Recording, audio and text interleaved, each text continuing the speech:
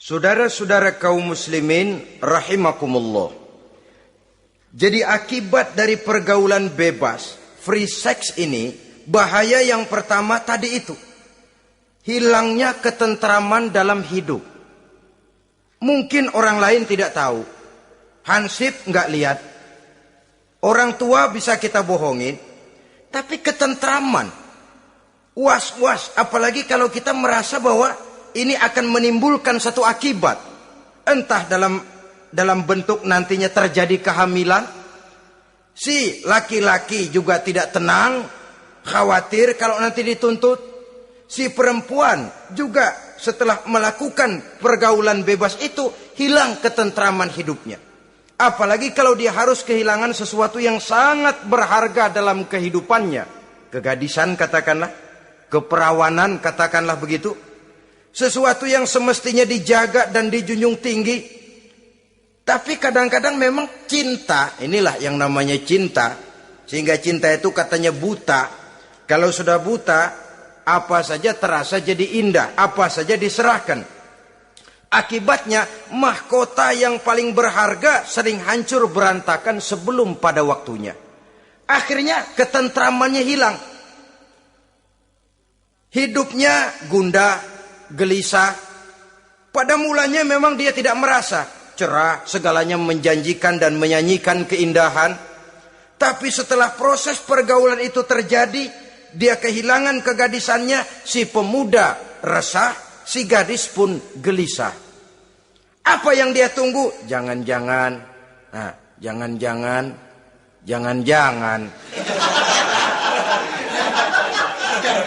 Ini biasanya tanggal segini sudah keluar, ini kok belum. Waduh, jangan-jangan. Makin merana lah dia. Tidak ada lagi ketentraman dalam hidupnya. Akibatnya kegelisahan itu lalu tumbuh dalam hidupnya. Kerjanya tiap hari hanya termanggu-manggu. Menunggu dan menunggu. Dari waktu ke waktu. Tapi yang ditunggu tak mau tahu. Akan bicara lidahnya terasa keluh. Sedang waktu terus berlalu. Hatinya terasa pilu. Bagai diiris dengan sembilu. Mau keluar rasanya malu. Salah elu.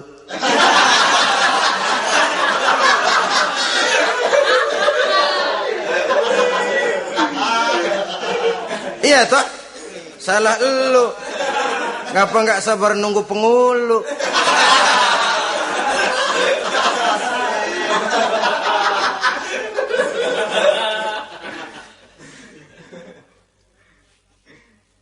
Bacalah surat-surat kabar berapa banyak sudah gadis-gadis bergelimpangan jadi korban. Berapa banyak sudah bayi-bayi yang lahir ke dunia ini tanpa tahu kemana dia harus memanggil bapak. Apakah deretan jumlah korban ini masih harus terus bertambah dan bertambah?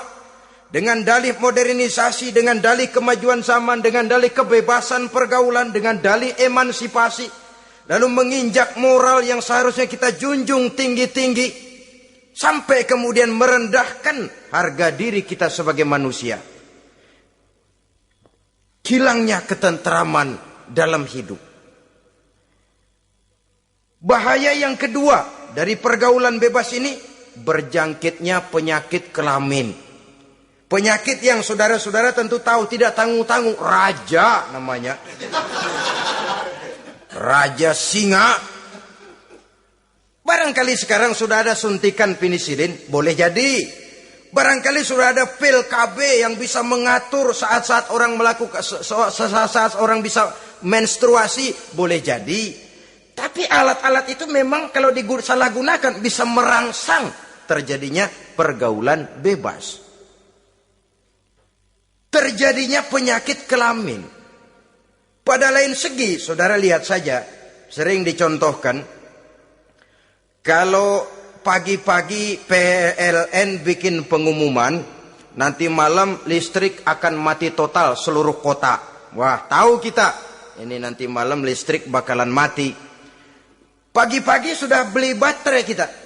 Masukin batu baterai ke dalam baterai. Dari pagi sampai sore itu baterai kita sorotin terus. Padahal masih siang. Apa yang terjadi? Nanti maghrib datang, malam tiba, nyorot lagi. Udah soak batunya. Kenapa? Lantaran dari pagi sepanjang siang disorotin terus. Belum waktunya baterai nyempret terus. Begitu malam, udah soak, nggak terang lagi. Sama saja, kita juga begitu. Belum nikah, dipakai terus. Mumpung masih siang, nyorot terus baterai. Itu nanti kalau sudah malam, masuk pintu pernikahan, baterai bisa soak. Mau nyorot lagi, lah remeng-remeng. Udah nggak punya daya begitu masuk pintu pernikahan, mencelam-celam doang.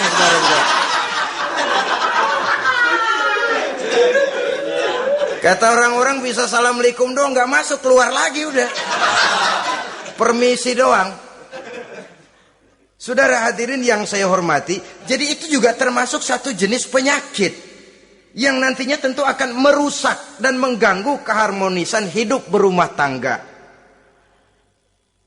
Apalagi kalau sampai di tempat-tempat yang merupakan prostitusi umum, yang segala macam jenis bisa tumplek-blek di situ. Kita bisa bayangkan jenis penyakit-penyakit yang tumbuh di sana. Jadi dengan demikian saudara-saudara, yang kedua bahaya dari free sex ini bisa menimbulkan penyakit kelamin. Yang ketiga, mengganggu kelangsungan keturunan. Apalah dosanya anak-anak kita kalau mereka harus terlahir dengan membawa penyakit yang diwariskan oleh orang tuanya? Sudah kita ini bersalah, kesalahan itu terus diteruskan oleh anak kita juga. Alangkah kejamnya kelangsungan daripada keturunan. Sehingga dengan demikian saudara-saudara, kalau Islam memberikan pintu legitimasi lewat aturan yang disebut pernikahan atau perkawinan, maka itu memang untuk kepentingan dari kemanfaatan manusia itu sendiri.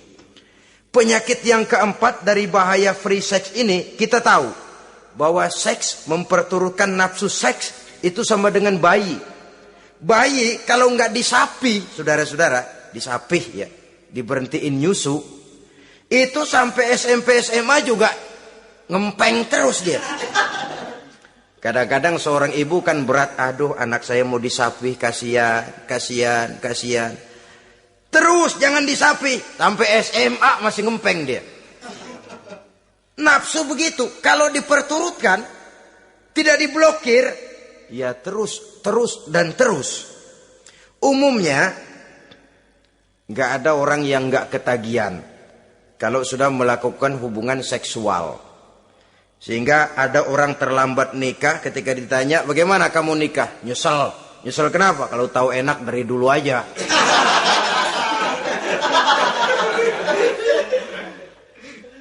Nah, sekarang kecanduan terhadap hubungan seksual ini akan membawa dampak tadi.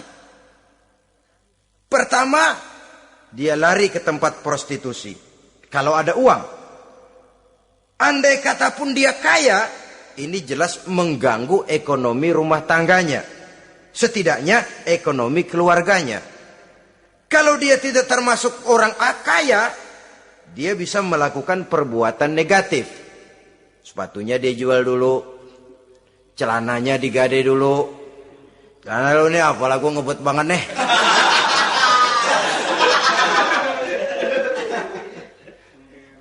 Itu sudah mengarah kepada ekonomi. Belum lagi penyakit yang kelima, bahwa free sex ini bisa membawa kehancuran karier. Saudara lihat ya, walaupun tidak karena free sex sepenuhnya, tapi pengaruhnya. Konon Julius Caesar yang begitu gagah perkasa, takluk dan bertekuk lutut di bawah kaki Cleopatra. Konon Napoleon Bonaparte, singa daratan Eropa, luas kekuasaannya, besar tentaranya, dia tunduk di bawah kaki Margaret Josephine. Bahkan konon Adolf Hitler yang begitu luar biasa cuma tunduk kepada Eva Braun. Baiklah, itu sejarah masa lalu. Yang sekarang yang kita alami, saudara. Betapa seorang senator seperti Gary Hart, calon presiden unggulan di Amerika, brilian, jenius, cerdas, diunggulkan, masih muda. Betapa calon presiden ini harus mundur dan hancur karier politiknya cuma karena skandalnya dengan seorang hostess bernama Donna Rice. Ini di Amerika loh, di satu negara yang konon katanya menganut liberalisme, tapi begitu tingginya dijunjung nilai-nilai moral.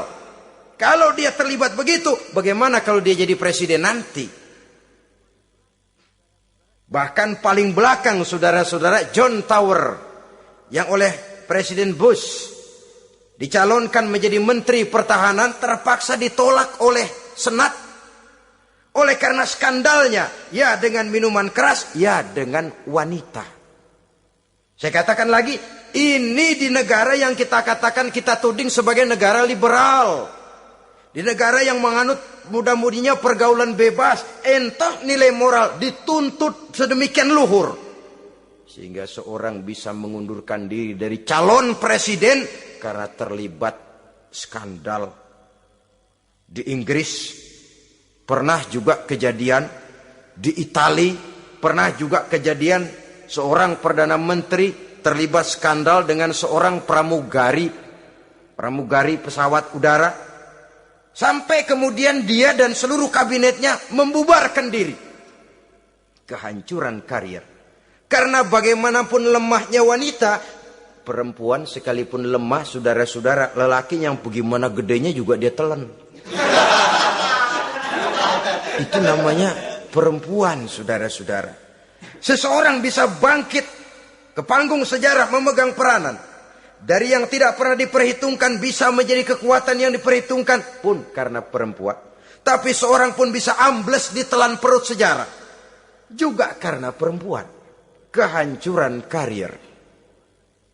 Sebab pangkat yang tinggi, badan yang sehat bukan merupakan jaminan bahwa seseorang akan mampu menghadapi bujuk rayu dari seorang perempuan. Saudara-saudara kaum muslimin rahimakumullah.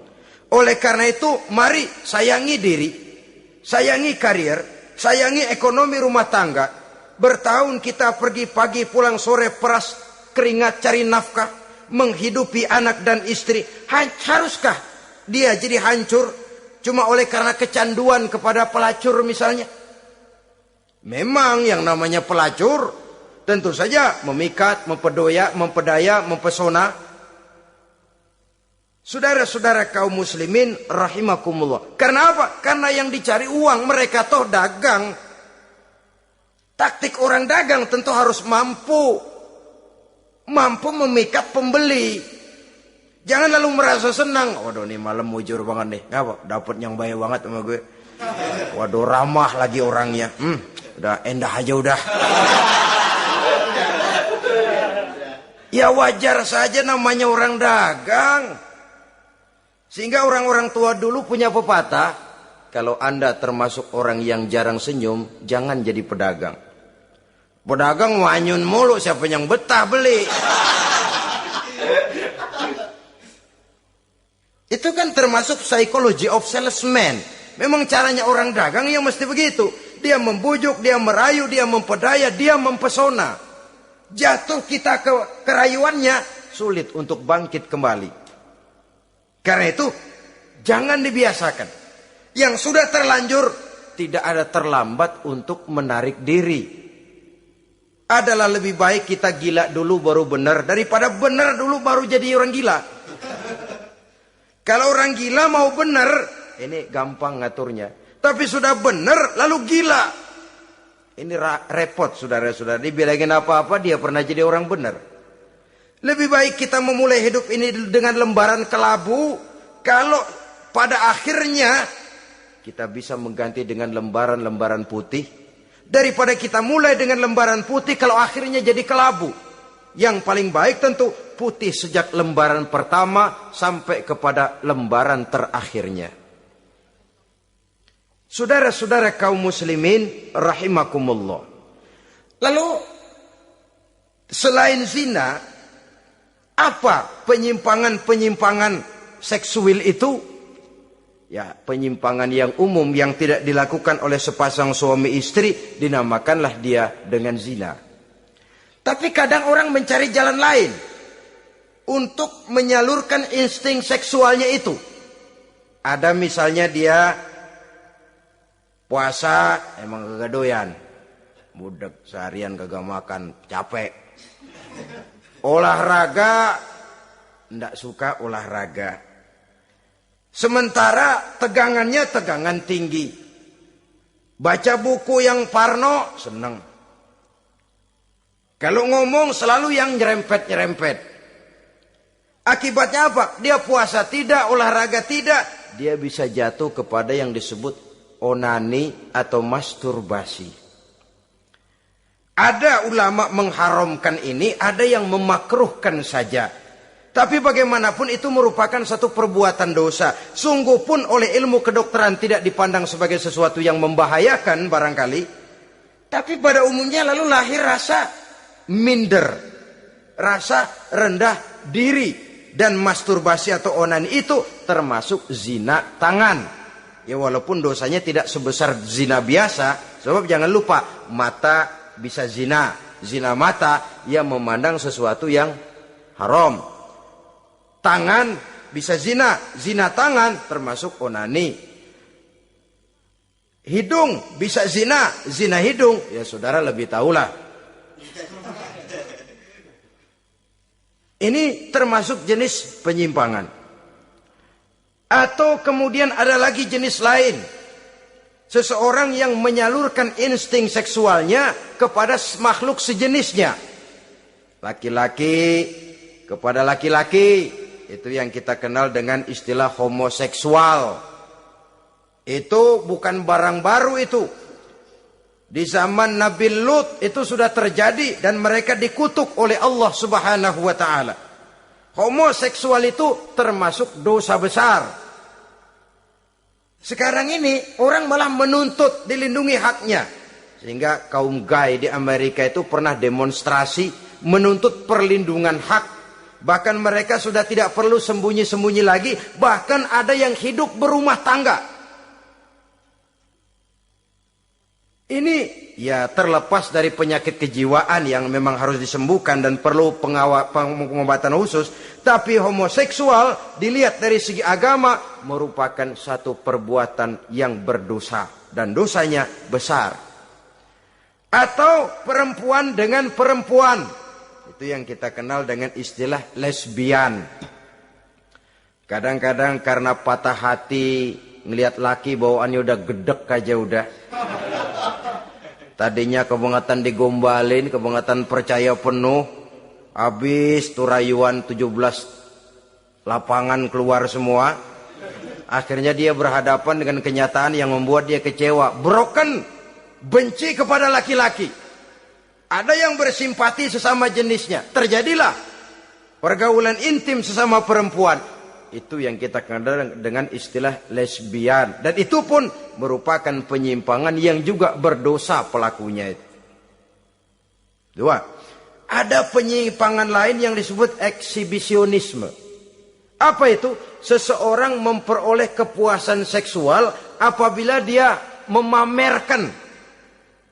Ngunjuk-ngunjukin. Ini termasuk penyakit kejiwaan. Penyakit pameran.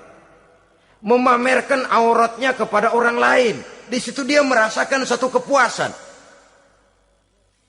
Jangankan memamerkan ya, dalam artian memperlihatkan. Melihat begitu saja sudah bukan perbuatan yang baik, apalagi sampai memamerkan. Kemudian juga termasuk penyimpangan ini apalagi? Apa yang dinamakan dengan masochisme. Apa dia? Seseorang yang baru mendapat kepuasan seksual melalui penderitaan, penyiksaan, atau dikenal juga dengan sadisme ini. Melakukan hubungan seksual melalui penyiksaan, penghinaan, penderitaan.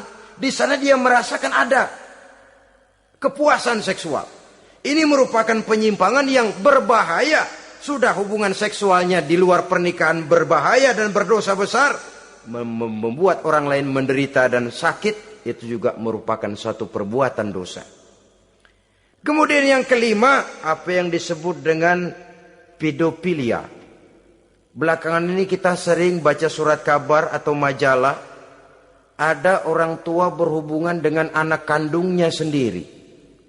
Inna lillahi wa inna ilaihi raji'un. Ini udah bapak moyangnya dosa ini. Sudah zinanya dosa dilakukan kepada anak kandung sendiri. Bahkan pernah 2 orang anak kandungnya masih SMP digarap sekaligus oleh bapak kandungnya sendiri. La haula wa la quwata illa billah. Sudah kayak apa hati orang tua? Anaknya sendiri. Bapak moyangnya dosa. Penyimpangan seksual sampai hati seorang bapak bergaul dengan mempergauli. Bahkan kalau mempergauli barangkali mendingan memperkosa anaknya sendiri. Anak kandungnya yang dilahirkan oleh istrinya. Itu yang digarapnya. Saudara-saudara kaum muslimin rahimakumullah. Begitulah memang makin maju zaman, makin canggih teknologi, makin canggih juga kriminalitas di dalam dunia ini. Namun seperti kita maklum, polisi punya satu teori. Kejahatan bisa terjadi karena 2 faktor yang dinamakan faktor N dan K. Niat dan kesempatan. Niat ada, kesempatan tidak ada, sulit untuk berbuat jahat. Kesempatan ada, niat tidak ada, tidak jadi orang berbuat jahat. Tapi di antara 2 faktor ini, yang paling utama sesungguhnya adalah faktor N. Faktor niat. Kalau niat sudah kuat, kesempatan bisa diciptakan. Waktu bisa ditunggu, momen bisa dinantikan. Tapi kalau niat yang tidak ada, bagaimanapun banyak kesempatan, kita tidak akan mungkin untuk bisa melakukan kejahatan. Karena faktor niat itu yang tidak ada. Oleh karena itu agama mengajarkan, ala inna fil jasadi mudghah, iza solahat solahal jasadu kulluh, wa iza fasadat fasadal jasadu kulluh, ala wahiyal qalbu. Ketahuilah bahwa dalam tubuh manusia ada segumpal daging. Jikalau daging itu baik, seluruh tubuh akan menjadi baik. Jikalau daging itu rusak, seluruh tubuh akan menjadi rusak. Ala wahiyal qalbu, ketahuilah bahwa daging itu tidak lain adalah hati. Jadi kalau tubuh manusia ibarat satu kerajaan besar, yang menjadi raja adalah hati. Seluruh anggota badan yang lain merupakan prajurit yang hanya tunduk kepada komando sang hati. Bila hati baik, seluruh anggota tubuh dan panca indera akan menjadi baik. Tapi bila hati rusak, maka seluruh anggota tubuh akan melakukan kerusakan. Tangan akan melakukan kerusakan. Kaki akan berjalan ke tempat yang rusak. Lidah akan membicarakan yang rusak. Mata akan memandang yang rusak. Telinga akan mendengar yang rusak. Dan selanjutnya karena hati memang sudah kotor. Maka bicara soal hati artinya bicara soal niat. Bicara soal niat kaitannya erat dengan faktor keimanan. Oleh karena itu di tengah kemajuan zaman kesempatan bisa diciptakan. Yang jadi kendali dan kendala utama daripada kita terjerumus melakukan kejahatan tidak lain adalah faktor iman adanya. Di kota-kota besar sekarang ini, apa yang tidak tersedia? Sejak dari minuman keras, sampai kepada perjudian, sampai kepada pelacuran, baik yang berterang-terangan maupun pelacuran-pelacuran yang terselubung dan terhormat. Sejak dari kelas koran sampai kelas hotel bintang 5, sejak dari kelas di pinggir lapangan sampai kelas di motel-motel mewah dan mahal, sejak dari kelas murahan sampai kelas super VIP dan lain sebagainya. Ini seluruhnya merupakan fasilitas kehidupan yang kita harus pandai memilah dan memilih dan punya filter dalam kehidupan. Allah Subhanahu wa taala memberikan pilihan. Alam naj'al lahu 'ainaini wa lisanan wa syafatain wa hadainahu najdain. Bukankah kami ciptakan bagi manusia itu dua mata, satu lidah, dua bibir. Wa hadainahu najdain, dan kami berikan mereka petunjuk dengan dua jalan. Manusia, ini jalan kanan, ini jalan kiri. Jalan kanan kau tempuh akan sampai ke surga. Jalan kiri kau tempuh akan sampai ke neraka. Sementara jalan ke kanan memang menanjak, banyak onak dan duri. Sementara jalan ke kiri memang kelihatannya menurun, bertabur bunga di kanan kirinya, harum dan mewangi. Falak tahamal aqabah. Kenapa kamu tidak mau menempuh jalan yang menanjak? Ini kecenderungan manusia. Ngapain nanjak, capek. Ini aja yang turun nih nggak pakai bertenaga. Ngapain kawin, repot lah pakai nyari nafkah, pakai kerja, ntar punya anak ribet lah, sama juga. Mendingan ke sono aja, 2000 bersih udah.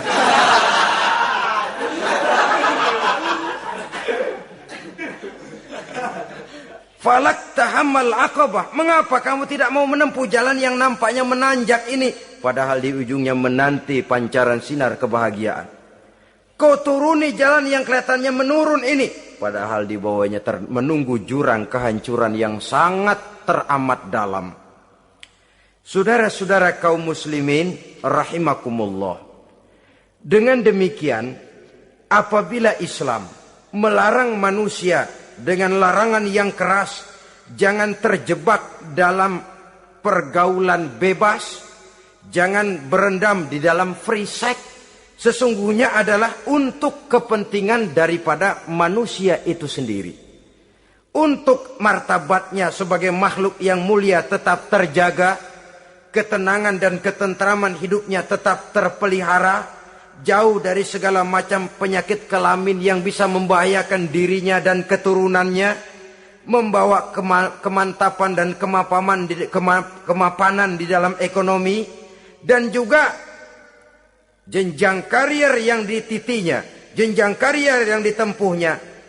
Taruh kata tidak menanjak, tapi juga tidak menurun. Sekurangnya dia bisa mempertahankan apa yang sudah diperolehnya itu. Ad-dunya mata' wa khairu mata'iha al-mar'atus salihah.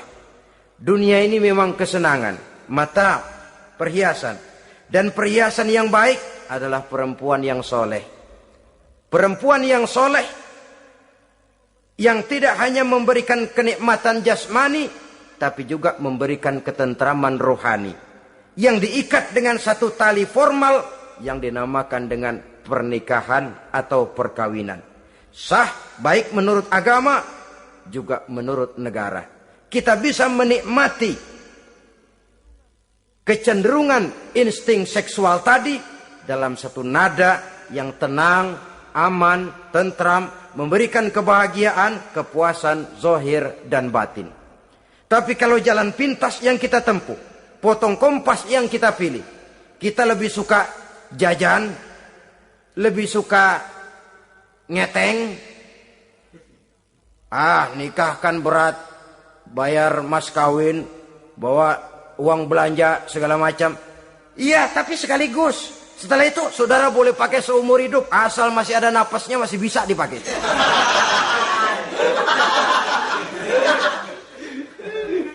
Tapi apabila potong kompas tadi, jajan yang kita tempuh kelihatannya memang ringan, 2000, ya mendingan dikit 5-10 ribu.